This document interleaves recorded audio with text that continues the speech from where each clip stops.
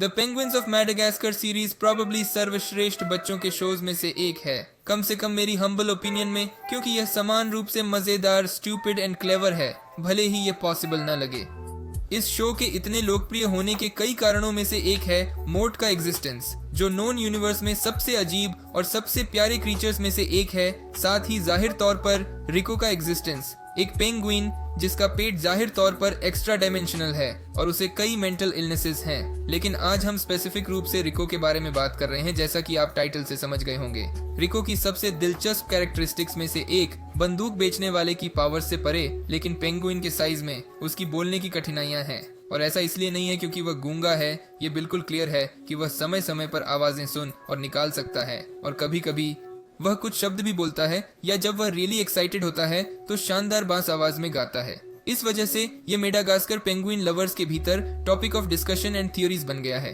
और आज तक हम आपको फाइनल आंसर देंगे। The loss of speech in humans या रिको के मामले में सुपर पावर्स वाले बोलने वाले पेंगुइन में दो मेन फैक्टर्स से आ सकती है। साइकोलॉजिकल डैमेज जैसे कि ट्रॉमा और डिसऑर्डर, या फिजिकल डैमेज व्यक्ति के शरीर पर इंटरनल और एक्सटर्नल इंजरी या किसी प्रकार की बीमारी जो उनकी बोलने की एबिलिटी को अफेक्ट करती है। तो रिको के साथ क्या गलत है, ये डिफाइन करने के लिए हमें सबसे पहले ये डिफाइन करना चाहिए कि हमें साइकोलॉजिकल डैमेज हुई है या फिजिकल डैमेज।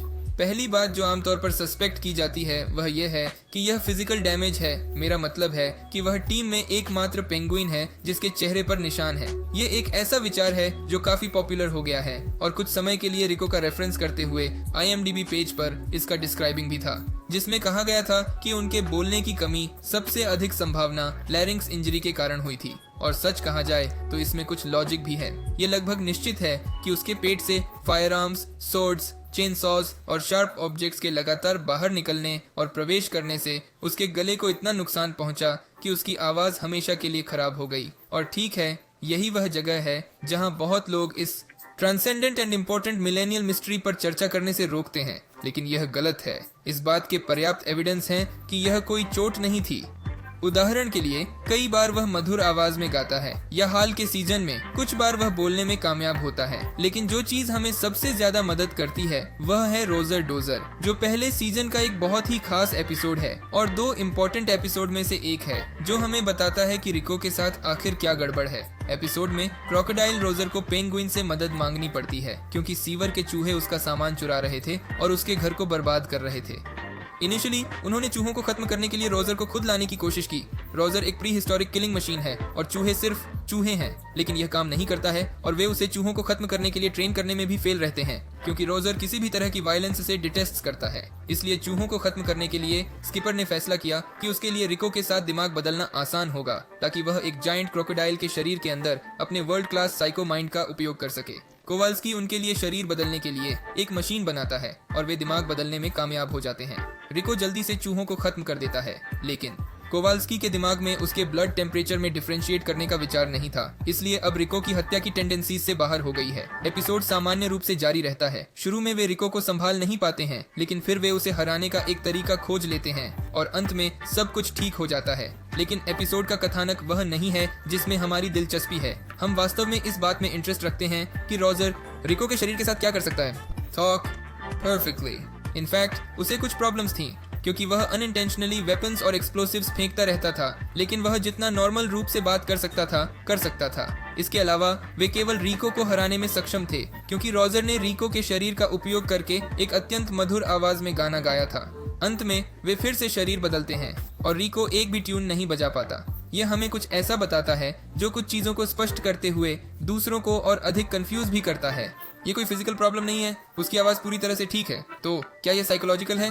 खैर, हाँ और नहीं, यह कॉम्प्लिकेटेड है। उत्तर का एक हिस्सा हियरिंग इम्पेयर्ड नामक एपिसोड में पाया जा सकता है। एपिसोड की शुरुआत एक कप्तान द्वारा बोतल में शिप को इकट्ठा करने से होती है, और जब उन्हें पता चलता है कि एक पीस मिसिंग है तो वे घबरा जाते हैं। निर्माता का पता पाने और नाव में एक लापता भाग पैक करने का बदला लेने के लिए फील और मेसन चिंपांजी से बात करने के बाद फील जोर देकर कहता है कि कोई भी हिस्सा गायब नहीं है। पता चला कि मॉडल एक नॉर्वेजियन फिशिंग पकड़ने वाली बोट थी जो 100 साल पहले न्यूयॉर्क बे में एक एक्सीडेंट में डूब गई थी, जिसमें नमकीन पानी में हेरिंग का पूरा माल था। छोटे मॉडल जहाज को दुर्घटना के सम्मान में इस तरह से डिजाइन किया गया था लेकिन पेंगुइन अब उसमें रुचि नहीं रखते थे और 18 मिनट के भीतर वे अपनी पनडुब्बी पर सवार होकर न्यूयॉर्क की खाड़ी में थे। कुछ काम के साथ टीम मछली को बाहर निकालने में कामयाब हो जाती है और स्किपर, कोवाल्स्की और प्राइवेट पूरी खेप खा जाते हैं बिना रिको को एक भी मछली खाने दिए। जब वे बेस पर लौटते हैं तो रिको उदास होकर सार्डिन का एक डिब्बा खोलता है और अचानक प्राइवेट पागल की तरह उस पर झपट पड़ता है। कोवाल्स्की और स्किपर उसे रोकते हैं और महसूस करते हैं कि हेरिंग बहुत बासी थी और 24 घंटे के लिए एक मानसिक स्थिति पैदा कर दी जिसे बैक्टीरियोपिसिस डिमेंशिया कहा जाता है। मूल रूप से पेंगुइन एक दिन के लिए रिको में बदल जाता है। अगर उन 24 घंटों के दौरान किसी भी पेंगुइन ने एक भी मछली खा ली तो वह हमेशा के लिए ऐसे ही रहेगा। यह वह बिंदु है जहां स्किपर और कोवाल्स्की में बैक्टीरियोपिसिस डिमेंशिया के लक्षण दिखाई देते हैं और बाकी एपिसोड में हम देखते हैं कि रिको उन्हें कोई भी मछली खाने से रोकने की कोशिश करता है। अंत में रिको उन्हें मछली की मूर्ति खाने के लिए पूरा दिन देकर धोखा देता है और अगले दिन पेंगुइन सामान्य हो जाते हैं और वे रिको को उसकी बहादुरी के लिए एक विशाल अलास्का स्मोक्ड सैल्मन से पुरस्कृत करते हैं।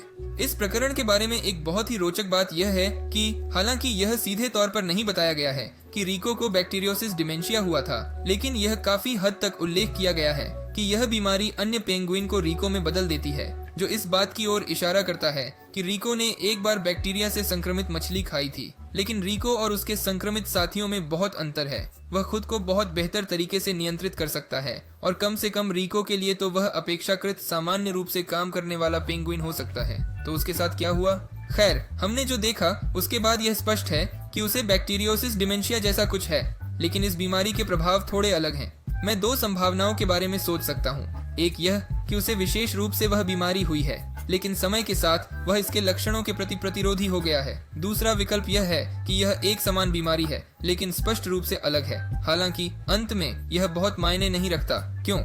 खैर, जब हम दोनों प्रकरणों का एक साथ विश्लेषण करते हैं तो चीजें और अधिक दिलचस्प हो जाती हैं। यह समझ में आता है कि जब रॉजर और रिको ने शरीर बदला तो रॉजर को एक ही बीमारी से जूझना पड़ा होगा, है ना?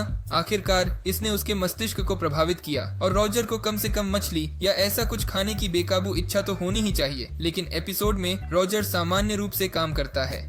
वास्तव में उसमें कुछ भी गलत नहीं है तथा वह अपने पर्सनैलिटी और आत्मचेतना को बरकरार रखता है तथा उसमें टेंडेंसीज और वायलेंट आउटबर्स्ट्स या ऐसी कोई बात नहीं है। इससे हमें यह पता चलता है कि रिको बीमारी से ठीक हो गया है। हाँ, उसे यह बीमारी पहले भी हो चुकी है क्योंकि किसी कारण से वह वैसा बन गया है जैसा वह है, लेकिन किसी तरह उसके दिमाग और उसके पर्सनैलिटी को बीमारी से परमानेंट डैमेज पहुंचता है, क्योंकि यही एकमात्र कारण है जो बताता है कि रॉजर इफेक्ट क्यों नहीं हुआ है। रिको का शरीर पूरी तरह से ठीक है सिवाय बंदूकों और उस सब के, लेकिन यह एक अलग मामला है। तो कंक्लूजन में रिको को बहुत समय पहले एक बैक्टीरियम से इन्फेक्ट किया गया था और हालांकि वह शारीरिक रूप से ठीक हो गया है, लेकिन इसने उसे साइकोलॉजिकली रूप से बहुत भारी नुकसान पहुंचाया है और इनमें से एक नुकसान बोलने में कठिनाई के रूप में प्रकट होता है। यह भी बताता है कि जैसे जैसे मौसम आगे बढ़ता है रिको अपनी बोलने की क्षमता में सुधार कर रहा है, वह साइकोलॉजिकली रूप से भी ठीक हो रहा है, बस बहुत धीरे धीरे। हालांकि यह बहुत संभावना है कि उसने अपने पागलपन और साइकोसिस को अपने पर्सनैलिटी के हिस्से के रूप में पहले ही अपना लिया है। तो मुझे उम्मीद है कि आपको ये वीडियो पसंद आया होगा। अगर आपको पसंद आया हो तो इसे लाइक करें और इस तरह के और वीडियो के लिए सब्सक्राइब करें और बिना कुछ कहे अगले वीडियो में मिलते हैं। अलविदा।